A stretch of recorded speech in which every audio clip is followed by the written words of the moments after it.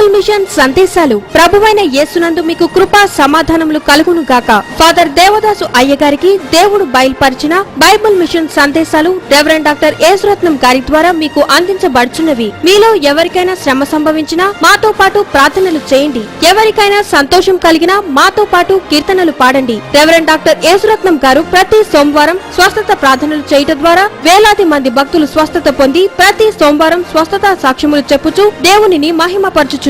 ప్రేమతో మీ అందరినీ ఆహ్వానించువారు reverend doctor N Yesuratnam, Bible mission స్వస్థతశాల, కొవ్వాడ రోడ్, చీడిగా, కాకినాడ. ఫోన్ 65888737. అందరికీ మరణాత. దేవుడు ఫాదర్ ఎం దేవదాసాయి గారికి బయలుపరిచిన బైబిల్ మిషన్ సువార్త పరిచర్యలు దేశ విదేశాలందు విస్తరించున్నవి.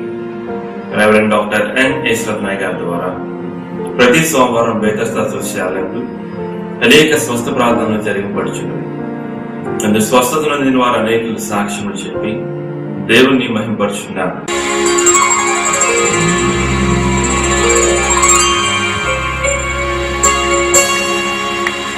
జయ ప్రభు యేసుని వెంబడించుచు జయముగా నడచెదము. యేసుతో జయముగా విడలేదము.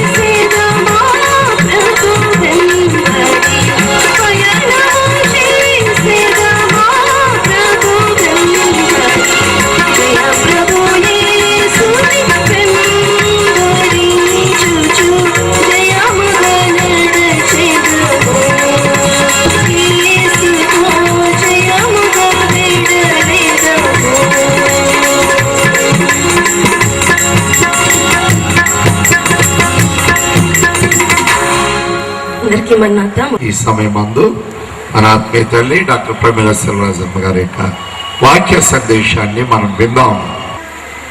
నా తండ్రి చేత ఆకర్షింపబడిన వారు తప్ప మరి ఎవరూ నా యొద్దకు రాలేరు అని సెలవిచ్చిన వాక్కును బట్టి దైవ ఏర్పాటులో వాక్య ఆకలి కలిగి వాక్యాహారము కొరకు ఆశతో పరుగు పరుగున వచ్చిన మీ అందరికీ కూడా మరి ఒకసారి నా హృదయపూర్వక వందన మరణాతలు. మరణాత.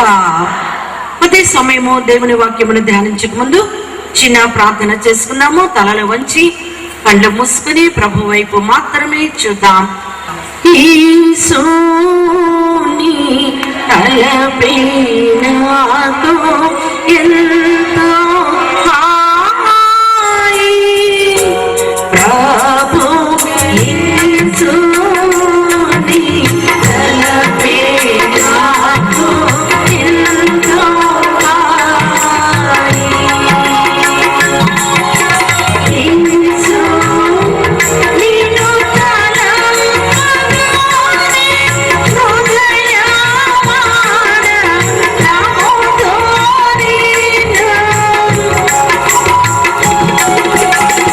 నిజముకున ముఖము చూడు మోసము చేసి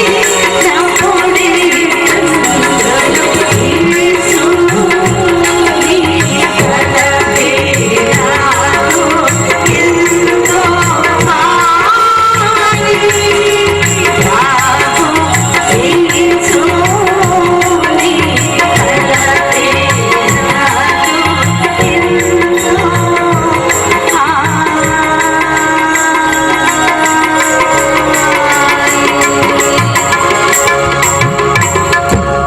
ప్రభా,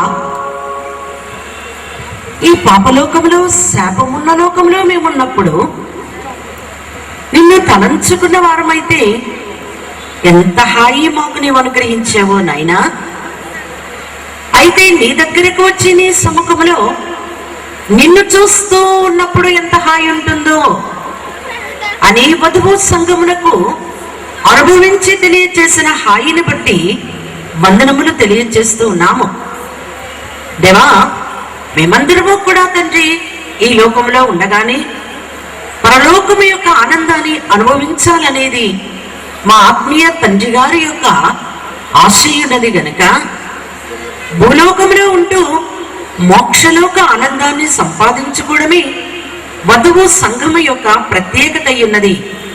స్వామి, నీ సన్నిధిలో సంపూర్ణ సంతోషము కలదు, నీ కుడి చేతిలో నిత్య సుఖములు కలవు అని మేము చదువుకుంటూ ఉన్నాము గనక మహారాజు దావీదు గారికి ఇచ్చిన ఈ అనుభవము తండ్రి రారాజు బిడ్డలమైన మేము కూడా అందిన చక్కని వర్తమానములను బట్టి నీకు వందనములు తెలియజేస్తూ మరికొన్ని విషయములను ధ్యానించే ఉద్దేశము కలిగి మేము నీ వైపు చూస్తూ ఉన్నాము గనక మాతోను మాలోను మా వెనక మా ముందు మా చుట్టూ ఆవరించి ఉన్న మీరే తండ్రి నిద్ర మత్తు పరాకు చిరాకు పరతలంపు పరధ్యానము మాకు లేకుండా రాకుండా ప్రభా.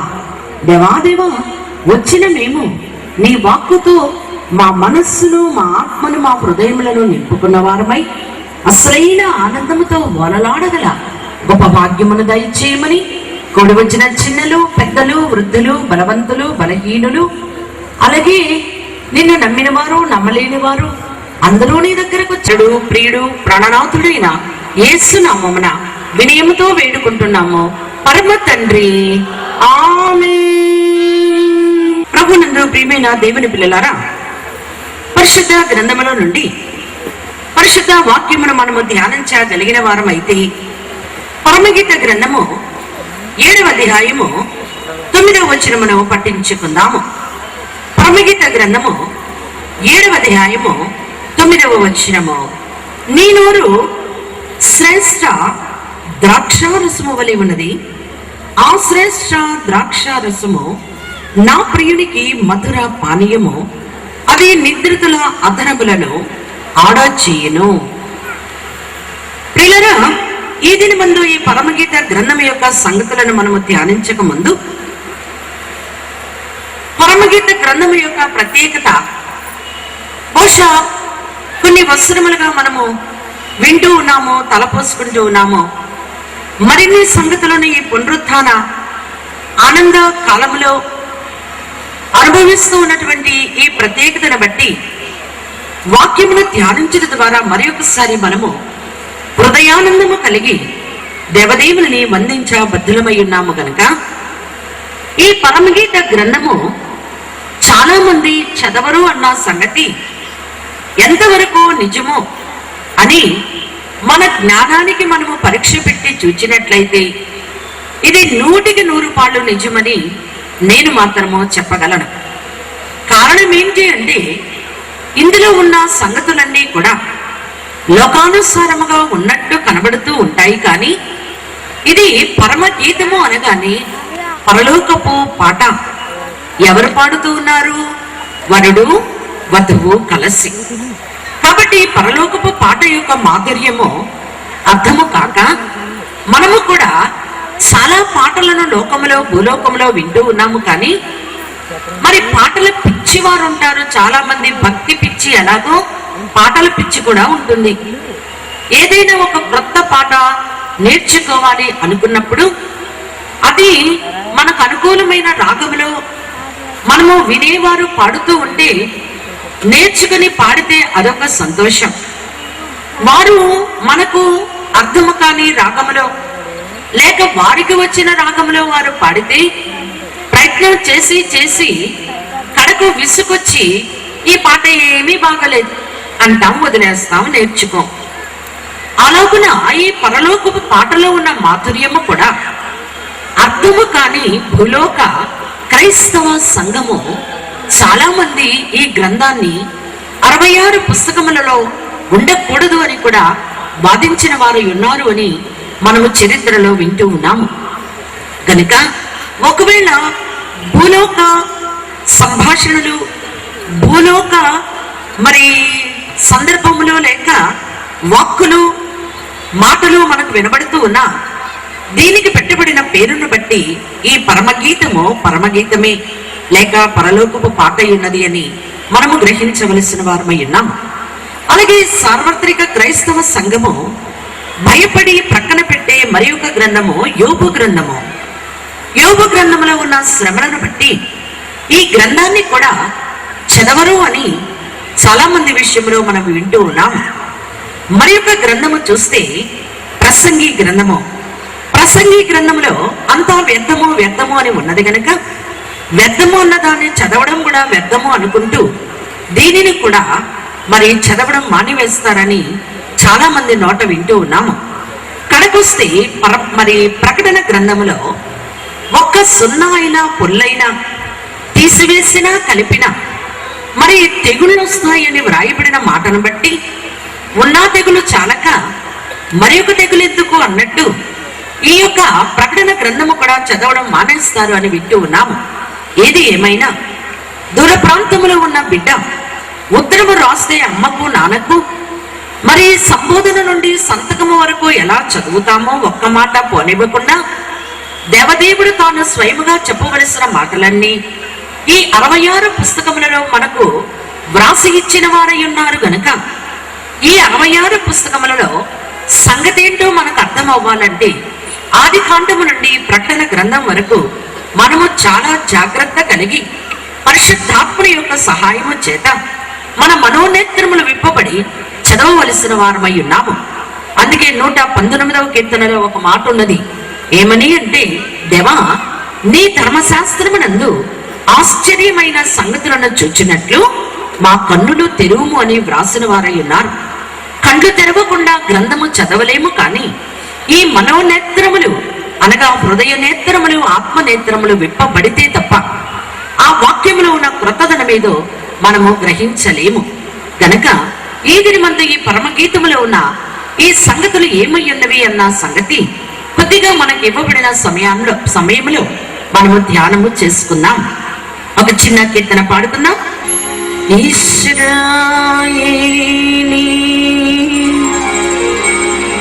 యులది ఉండి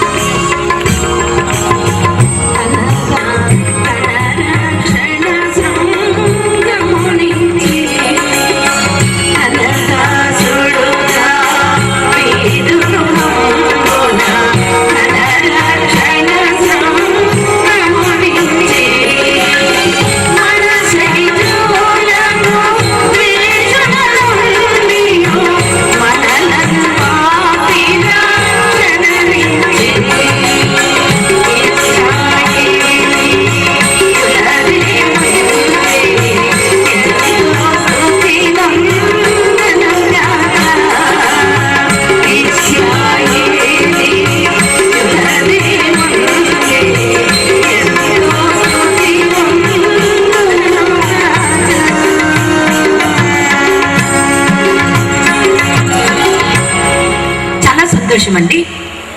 ఇశ్రాయేలీయుల దేవుడే నేటి దినమందు మనకు దేవుడై ఉన్నాడు. యెహోవా తమకు దేవుడుగా గల జనులు ధన్యులు అని వ్రాయబడి ఉన్నది కదా. నిజ దేవుని, జీవము గల దేవుని, మరణమును జయించిన దేవుని, సమాధిని ఓడించిన దేవుని మనము నమ్మి వెంబడిస్తూ ఉన్నాము, పూజిస్తూ ఉన్నాము, ఆరాధిస్తూ ఉన్నాము గనక మన దేవుడు ఎంతో ఘనుడై ఉన్నాడు, అలాగే స్తుతికి పాత్రుడై ఉన్నాడు అని మనము చూస్తూ ఉన్నాము. ప్రియులారా, ఇక్కడ 3 రూపములు చదవబడిన వాక్య భాగంలో మనము చూస్తూ ఉన్నాము. ఒకటి, నీ నోరు ద్రాక్ష రసము వలె ఉన్నది. నీ నోరు శ్రేష్ఠ ద్రాక్ష రసము వలె ఉన్నది అన్న ఈ మాటను బట్టి వరుడు వధువు యొక్క నోటిని లేక స్వరమును ఘనపరచుట, మెచ్చుకునుట, ప్రస్తుతించుట అనేది మనం చూస్తూ ఉన్నాం. వరుని యొక్క సంతోషము మొదటి మాటలో మనకు కనబడుతూ ఉన్నది. రెండవ భాగంలోనికి వచ్చినట్లయితే, ఎప్పుడైతే వరుడు ఈ మాట చెప్పిన వారై ఉన్నారో వధువును చూచి, వెంటనే వధువు కూడా వరును చూచి అంటూ ఉన్నది, ఆ శ్రేష్ఠ ద్రాక్ష రసము నా ప్రియునికి మధుర పానీయము అని. ఈ వరుని యొక్క సంతోషాన్ని బాగా ఎరిగిన వధువు ఒక సాక్ష్యముగా మన ఎదుట కనపరచుట అనేది మనం చూస్తూ ఉన్నాము. మూడవది చూచినట్లయితే, అది నిద్రితుల అధరములను ఆడచేయును అనే మాటను బట్టి ఈ నిద్రితులు ఎవరు అనగా మరి సంఘ బిడ్డలమయ్యున్న మనము. కాబట్టి ఒకటి వరుని రూపము, రెండవది వధువు రూపము, మూడవది సంఘ రూపము కూడా ఈ చదవబడిన చిన్న వాక్య భాగంలో మనము చూస్తూ ఉన్నాము. కాబట్టి వరుడు ఎలాంటి వాడు, ఆయన రూపమును వర్ణిస్తూ వధువు తెలియచేసిన విషయములను మనము ఎన్నో ఈ పరమగీత గ్రంథములో చూస్తూ ఉన్నాము.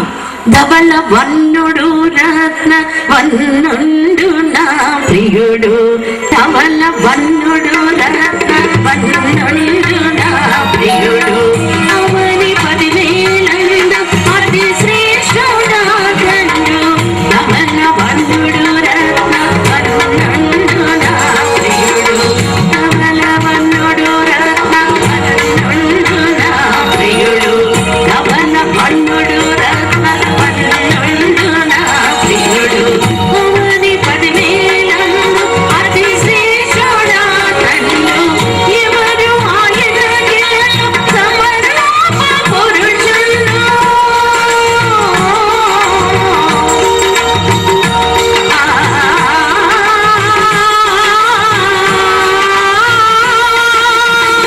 ఎవరు ఆయనకి సమరూప పురుషులు, అవలీల గానదని గుర్తింపగలను, అవలీల గానదని గుర్తింపగలను.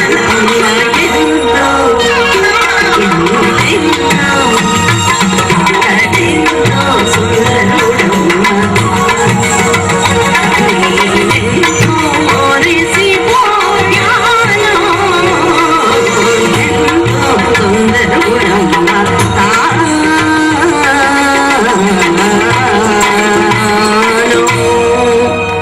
అవునా, కోటి సూర్యుల కాంతిని మించిన కాంతి కలిగిన వరుని యొక్క సుందర రూపాన్ని వధువు ఎంతో సంతోషముగా చాటి చూపిస్తూ ఉంటే, ఈ వరుడైన ప్రభు వధువు యొక్క నోటిని వర్ణిస్తూ మురిసిపోతూ ఉన్నారు.